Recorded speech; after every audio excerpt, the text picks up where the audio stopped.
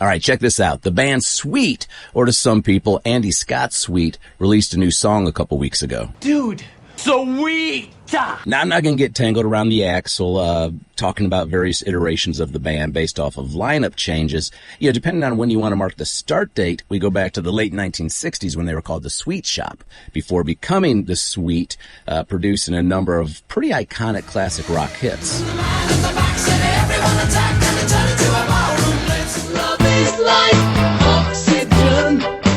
The Ballroom Blitz, Love is Like Oxygen, Little Willie, Fox on the Run. The Sweet would be a band that would have a really distinct and defining sound of 1970s pop rock and would be cited as an influence for a number of bands ranging from Kiss, the Scorpions, Motley Crue. In fact, Joe Elliott of Def Leppard and Guns N' Roses' Axl Rose would specifically cite the influence of Sweet.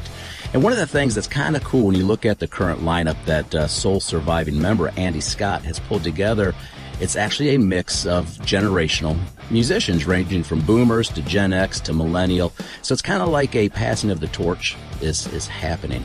June 28th, they would release their most recent single, Burning Like a Falling Star. Here we are, burning like a falling star.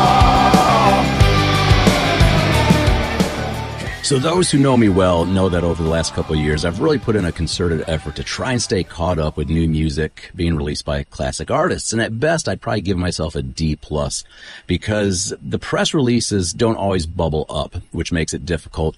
Sometimes music just shows up in my social media feed, but more times than not, I rely on people to tap me on the shoulder and just go, hey, Dean, are you aware that this band just put out some new music?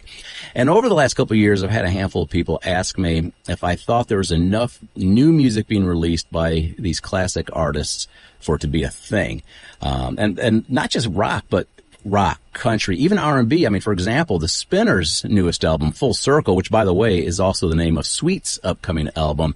The Spinners' new album's incredible. I played it for my 26-year-old daughter. She loved it. She listens to it now because she finds it incredibly relevant to her. So, yes, I do think there's enough new music being put out by these classic artists for it to be a thing. The challenge is just trying to stay caught up with it, because for those of us, as we get older, our memories become more important. Nostalgia becomes more important. We find ourselves really locked into the classic music, which makes it a little bit difficult to stay caught up with the new music that these artists are putting out. With that, I encourage you to give Burning Like a Falling Star by Sweet a listen. Let me know what you think. And as always, share your memories of Sweet or any other classic band. Sweet!